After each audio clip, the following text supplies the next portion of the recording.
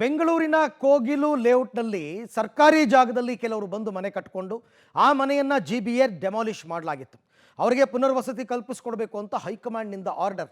ಈ ನಿಟ್ಟಿನಲ್ಲಿ ಇವತ್ತು ಮುಖ್ಯಮಂತ್ರಿ ನೇತೃತ್ವದಲ್ಲಿ ಸಭೆ ಒಂದು ನಡೆಯಿತು. ಸಭೆಯಲ್ಲಿ ಕೆಲವು ತೀರ್ಮಾನಗಳನ್ನು ಕೈಗೊಳ್ಳಲಾಗಿದೆ.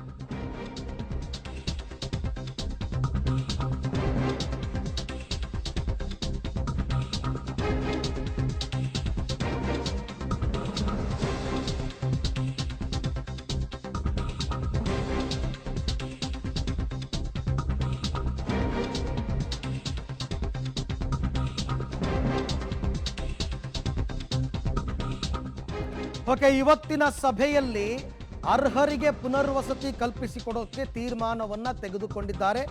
ಎಕ್ಸ್ಪೆಕ್ಟೆಡ್, ನಾನು ಆಗಲೇ ಹೇಳಿದ್ದೆ ಹೀಗೆ ತೀರ್ಮಾನ ತಗೋತಾರೆ ಅಂತ. ಯಾಕೆ ಅಂತಂದರೆ ಇದು ಹೈಕಮಾಂಡ್ನ ಆದೇಶ.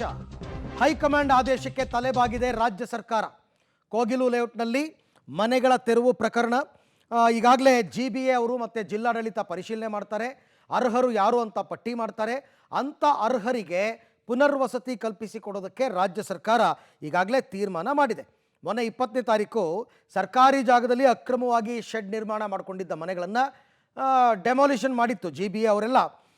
ನೋಟಿಸ್ ಕೊಟ್ಟಿದ್ದರು, ಎಲ್ಲ ಕಾನೂನಾತ್ಮಕ ಪ್ರಕ್ರಿಯೆಗಳು. ಯಾಕೆಂದರೆ ಅವರು ಮನೆ ಕಟ್ಟಿರೋದೇ ಅಕ್ರಮ ಜಾಗದಲ್ಲಿ. ಅದಾದ ನಂತರ ಫೀಲ್ಡ್ಗೆ ಎಂಟ್ರಿ ಕೊಟ್ಟಿದ್ದು ಕೇರಳ CM ಪಿಣರಾಯಿ ವಿಜಯನ್. ಕರ್ನಾಟಕದಲ್ಲಿ ಬುಲ್ಡೋಸರ್ ಸಂಸ್ಕೃತಿ ಹಾಗೆ ಹೀಗೆ ಅಂತ ಒಬ್ಬ MP ಒಬ್ಬ MLA ಕೇರಳದಿಂದ ಬಂದು ಸರ್ವೆ ಎಲ್ಲ ಮಾಡ್ಕೊಂಡು ಹೋಗಿದ್ದರು.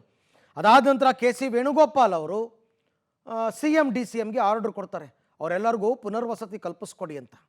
ಇವತ್ತೆಲ್ಲ ನಡೆದಂತಹ ಪ್ರಹಸನ, ನಿನ್ನೆ ಜಮೀರು ಸ್ಪಾಟ್ಗೆ ಹೋಗ್ತಾರೆ, ಅದು ನೋಡ್ತಾರೆ, ಎಲ್ಲ ಆಯಿತು. ಕೊನೆಗೆ ಈಗ ಪುನರ್ವಸತಿ ಕಲ್ಪಿಸ್ಕೊಡೋಕ್ಕೆ ತೀರ್ಮಾನ ತಗೊಂಡಿದ್ದಾರೆ.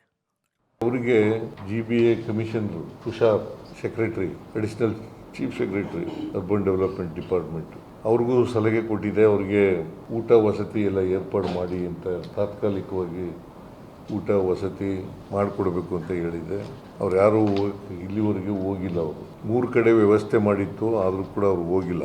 ನಾನು DK ಶಿವಕುಮಾರ್, ವಸತಿ ಸಚಿವರು, ಆಮೇಲೆ ಕೃಷ್ಣ ಬೈರೇಗೌಡ, ಆ ಕ್ಷೇತ್ರದ ಶಾಸಕರು, ಮಂತ್ರಿಗಳು, ಅವ್ರ ಜೊತೆಲೂ ಕೂಡ ಮಾತಾಡಿದ್ದೀನಿ. ಅವರಿಗೆ ಜಿಲ್ಲಾಧಿಕಾರಿಗೆ ಮತ್ತು ಸಂಬಂಧಪಟ್ಟಂಥ ಆ ಕಾರ್ಪೊರೇಷನ್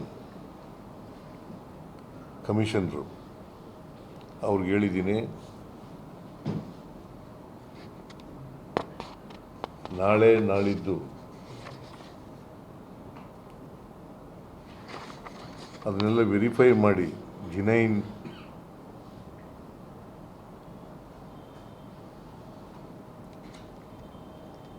ವ್ಯಕ್ತಿಗಳಿಗೆ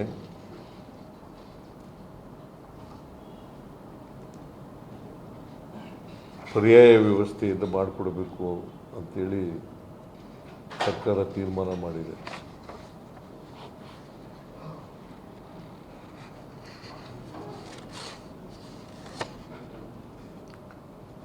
ಈ ಜಿಲ್ಲಾಧಿಕಾರಿ ಮತ್ತು ಕಾರ್ಪೊರೇಷನ್ ಅಧಿಕಾರಿಗಳು ಲಿಸ್ಟ್ ಕೊಡ್ತಾರೆ.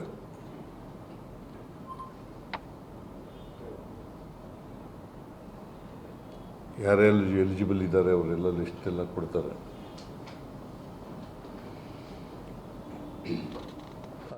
ಈ ಬಗ್ಗೆ ಮತ್ತಷ್ಟು ಮಾಹಿತಿ ನನ್ನ ಕೊಲೀಗ ರಾಘು ಅವರಿಂದ ಪಡ್ಕೊಳ್ಳೋಣ. ರಾಘು, ಇವತ್ತಿನ ಸಭೆಯಲ್ಲಿ ತೆಗೆದುಕೊಂಡಿರ್ತಕ್ಕಂಥ ತೀರ್ಮಾನ ಪುನರ್ವಸತಿ ಕಲ್ಪಿಸ್ಕೊಡ್ತಕ್ಕಂಥದ್ದು ನಿರೀಕ್ಷಿತ.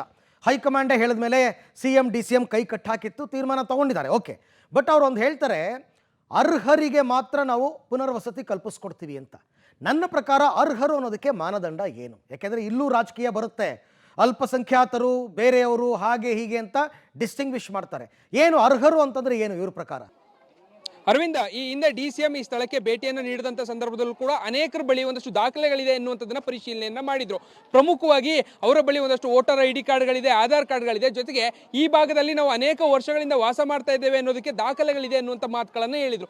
ಮೊದಲಿಗೆ ಅವೆಲ್ಲವನ್ನೂ ಕೂಡ ಪರಿಶೀಲನೆಯನ್ನು ಮಾಡಬೇಕಾಗುತ್ತೆ ಅಂತೇಳಿ DCM ಕೂಡ ಹೇಳಿದರು. ಸೊ ಅದೇ ಆಧಾರದಲ್ಲಿ ಈಗ ಯಾರ್ಯಾರು ಎಷ್ಟು ವರ್ಷಗಳಿಂದ ಇದ್ದಾರೆ, ಇತ್ತೀಚೆಗೆ ಬಂದಂಥವ್ರು ಯಾರು, ಯಾವಾಗಿಂದ ಈ ಭಾಗದಲ್ಲಿ ಹೆಚ್ಚಿನ ಜನಸಂಖ್ಯೆ ಆರಂಭ ಆಯಿತು ಅಂತ, ಈ ಕೋಗಿಲು ಲೇಔಟ್ ಏನಿದೆ ಈ ಭಾಗದಲ್ಲಿ ಪ್ರಮುಖ ಪ್ರಮುಖವಾಗಿ 2 ಲೇಔಟ್ಗಳು ಬರುತ್ತೆ ಅರವಿಂದ. ಒಂದು ವಾಸಿಂ, ಒಂದು ಫಕೀರ ಲೇಔಟ್ ಅಂತ. ಫಕೀರ ಲೇಔಟ್ ಕಳೆದ ಅನೇಕ ವರ್ಷಗಳಿಂದ ಈ ಭಾಗದಲ್ಲಿ ಜನ ವಾಸವನ್ನ ಮಾಡ್ತಾ ಇದ್ರು. ಅಂದ್ರೆ ಇದು ಕೂಡ ಸರ್ಕಾರದ ಜಾಗ ಆಗಿದ್ರು ಕೂಡ ಆಗಾಗ ಇಲ್ಲಿ ಒಂದಷ್ಟು ಜನ ವಾಸವನ್ನ ಮಾಡ್ತಾ ಇದ್ರು. ಆದ್ರೆ ಪಕ್ಕದಲ್ಲಿರುವಂತಹ ಮತ್ತೊಂದು ಲೇಔಟ್ ಏನಿದೆ ಅದು ಇತ್ತೀಚೆಗೆ ಆ ಭಾಗದಲ್ಲಿ ಹೆಚ್ಚಿನ ಜನಸಂಖ್ಯೆ ಸೇರ್ಪಡೆ ಆಗಿದೆ. ಸೊ ಇದು ಹೆಚ್ಚಿಗೆ ಆಗಿರುವಂತಹ ಕಾರಣಕ್ಕಾಗಿ ಇತ್ತೀಚೆಗೆ ಬಂದಿರುವಂತದ್ದು ಅನ್ನುವಂಥದ್ದನ್ನ ಇವರು ಅದನ್ನ ಪತ್ತೆ ಹಚ್ಚುವಂತ ಕೆಲಸವನ್ನ ಮಾಡಿದ್ದಾರೆ. ಜೊತೆಗೆ ಒಂದಷ್ಟು ಸ್ಯಾಟಲೈಟ್ ಇಮೇಜ್ ಗಳನ್ನ ಕೂಡ ಬಿಡುಗಡೆಯನ್ನ ಮಾಡಿದ್ರು. ಆ ಇಮೇಜ್ ಗಳ ಆಧಾರದ ಮೇಲೆ ಈ ಹಿಂದೆ ಯಾರೆಲ್ಲ ಜನಗಳು ಈ ಭಾಗದಲ್ಲಿ ವಾಸವನ್ನ ಮಾಡ್ತಾ ಇದ್ರು, ಇವರ ಬಳಿ ನಿಜಕ್ಕೂ ಕೂಡ ದಾಖಲೆಗಳು ಇದೆಯಾ ಅನ್ನುವಂಥದ್ದನ್ನ ಪರಿಶೀಲನೆ ಮಾಡಲಾಗುತ್ತೆ. ಸೊ ಅದೇ ಕಾರಣಕ್ಕಾಗಿ ಮೊದಲಿಗೆ ಅವರ ಲೀಸ್ಟ್ ಅನ್ನು ಮಾಡುವಂತ ಕೆಲಸವನ್ನ ಮಾಡಬೇಕು ಅಂತ ಹೇಳಿ ಈಗಾಗಲೇ ಜಿಲ್ಲಾಧಿಕಾರಿಗಳಿಗೆ ಜೊತೆಗೆ ಆ GBA ಕಮಿಷನರ್ ಏನಿದ್ದಾರೆ ಅವರಿಗೆ CM ಅವರು ಸೂಚನೆಯನ್ನ ನೀಡಿರುವಂತದ್ದು. ಆ ನಿಟ್ಟಿನಲ್ಲಿ ಮೊದಲಿಗೆ ಇಲ್ಲಿಗೆ ಬಂದು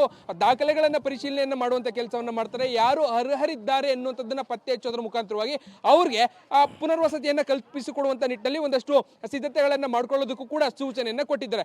ಮೊದಲಿಗೆ ಈ ಭಾಗದಲ್ಲಿ ನಿಜಕ್ಕೂ ಕೂಡ ಇದ್ದಂಥವ್ರು ಎಷ್ಟು ವರ್ಷಗಳಿಂದ ಇದ್ರು ಅವರೆಲ್ಲರೂ ಕೂಡ ಅರ್ಹರ, ಅವರ ಬಳಿ ದಾಖಲೆಗಳಿದೆಯಾ ಅನ್ನುವಂಥದ್ದನ್ನ ಮೊದಲಿಗೆ ಪರಿಶೀಲನೆಯನ್ನ ಮಾಡೋದಕ್ಕೆ ಸದ್ಯ CM ಸೂಚನೆಯನ್ನು ಕೊಟ್ಟಿರುವಂತ ಕಾರಣಕ್ಕಾಗಿ ಹೇಗೆ ಅದನ್ನ ಮಾನಿಟರಿಂಗ್ ಮಾಡ್ತಾರೆ ಅನ್ನುವಂಥದ್ದನ್ನ ಕಾದು ನೋಡ್ಬೇಕಾಗುತ್ತೆ. ಅದರ ಆಧಾರದ ಮೇಲೆ ಎಷ್ಟು ಜನರಿಗೆ ಪುನರ್ವಸತಿಗಳಾಗುತ್ತೆ ಹೇಗೆ ಅನ್ನುವಂಥದ್ದನ್ನ ಕಾದು ನೋಡ್ಬೇಕಾಗುತ್ತೆ. Aravind. Right, thank you Raghu, ತಮ್ಮ ಎಲ್ಲ ಮಾಹಿತಿಗಾಗಿ ಧನ್ಯವಾದ. ಅಲ್ಲಿಗೆ GBA ಮತ್ತು ಜಿಲ್ಲಾಡಳಿತದ ಹೊಣೆಗಾರಿಕೆ, ಇವರು ಎಲ್ಲ ಲೆಕ್ಕಾಚಾರ ಹಾಕಿ ಯಾರು ನಿಜವಾಗಿ ಅರ್ಹರು, ಆ ವಿಳಾಸದ ದಾಖಲಾತಿಗಳನ್ನ ಯಾರು ಹೊಂದಿದ್ದಾರೆ ಅಂಥವ್ರಿಗೆ ಪುನರ್ವಸತಿ. ಅಂದರೆ ಇಲ್ಲೂ ರಾಜಕೀಯ ಆಗ್ಬೋದು, ಕೆಲವರು ನಮಗೆ ಕೊಟ್ಟಿಲ್ಲ ಅನ್ಬೋದು, ಕೋರ್ಟ್ಗೆ ಹೋಗ್ಬೋದು, ಏನು ಬೇಕಾದ್ರೂ ಆಗ್ಬೋದು. ಒಟ್ಟಿನಲ್ಲಿ ತೀರ್ಮಾನ ಅಂತೂ ಸರ್ಕಾರ ತಗೊಂಡಿದೆ.